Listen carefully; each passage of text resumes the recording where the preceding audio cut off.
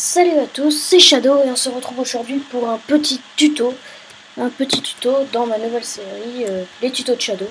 Donc je vais vous présenter aujourd'hui comment faire une porte à code assez complexe mais facile à faire. Donc je vous explique. Vous avez un code à 2 chiffres, vous pouvez le faire à plus si vous voulez. Et vous allez vous dire, quand vous voyez ça, c'est des leviers, c'est simple, je vais enclencher tous les leviers et ça va m'ouvrir ma porte qui se trouve là. Mais elle ne s'ouvre pas. Donc il faut absolument le bon code. Et le bon code, c'est celui du haut et celui du bas. Donc j'essaye, et ça m'ouvre ma porte à code, ma porte flush. Je ferme le système de redstone, c'est obligé de pouvoir le refermer, et j'appuie sur ce bouton qui va refermer le système. Donc je vous explique. Vous allez faire un système de couleurs. Chaque couleur appartiendra à un levier. La couleur jaune sera un des deux leviers qui est le bon, et la couleur cyan, l'autre levier qui est le bon. Donc la couleur cyan sera le courant principal qui rejoindra jusqu'à notre porte flush que je vous apprendrai à faire tout à l'heure. Ensuite, les autres courants, si on enclenche les autres courants, et ben au lieu de permettre au système de redstone d'être fermé et de pouvoir tourner, il va être ouvert. Il va ouvrir le courant. Donc par exemple, si je ne connais pas le code, je fais ça, j'appuie sur les mauvais leviers, et ça va enclencher un système de redstone, et grâce à un inverseur, ça va au final éteindre les courants.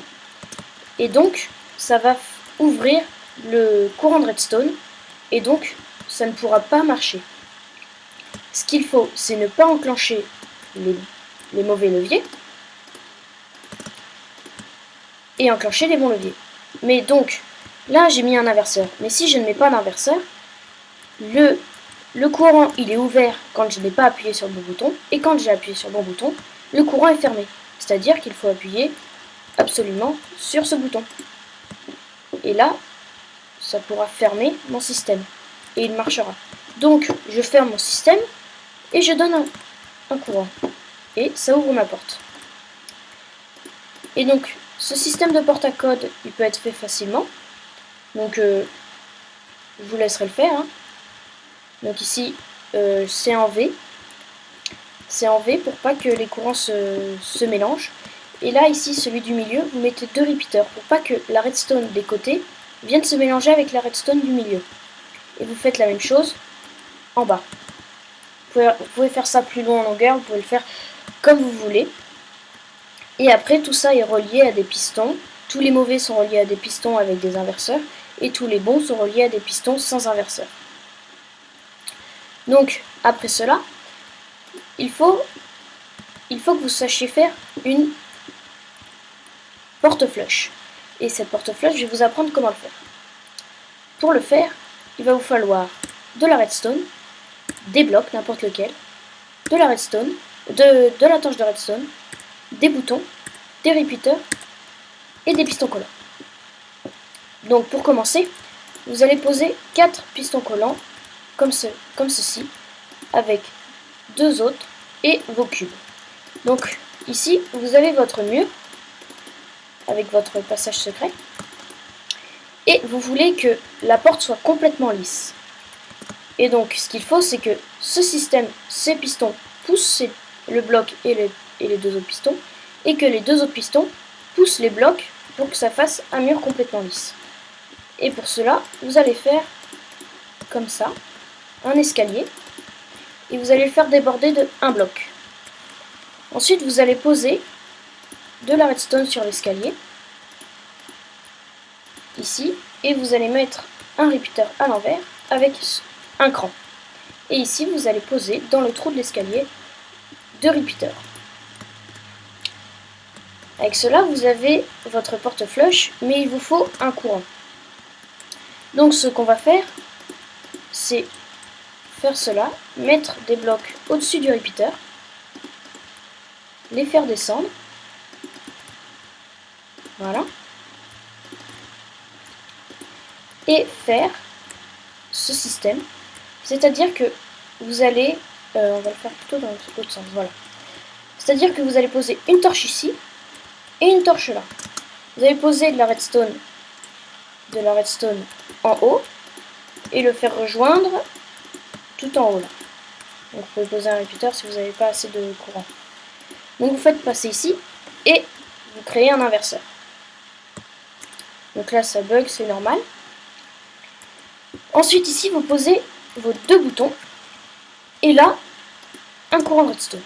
Donc il y a un des boutons qui va allumer la redstone en bas et l'éteindre en haut.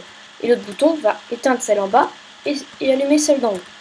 Donc quand le courant qui est en haut sera allumé, ça va éteindre notre porte flush et donc la porte sera ouverte.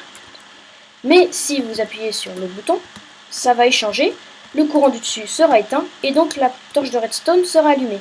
Et ça pourra enclencher notre porte flush et ça nous créera un mur complètement lisse. Maintenant ce qu'il nous faut, c'est le relier à notre porte à code qui se trouve là.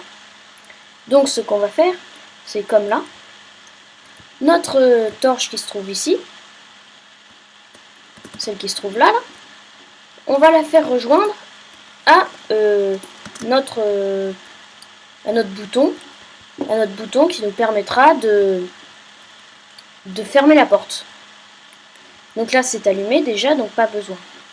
Et le bouton du haut, vous pouvez casser celui du bas. Le bouton du haut sera relié à notre porte à code.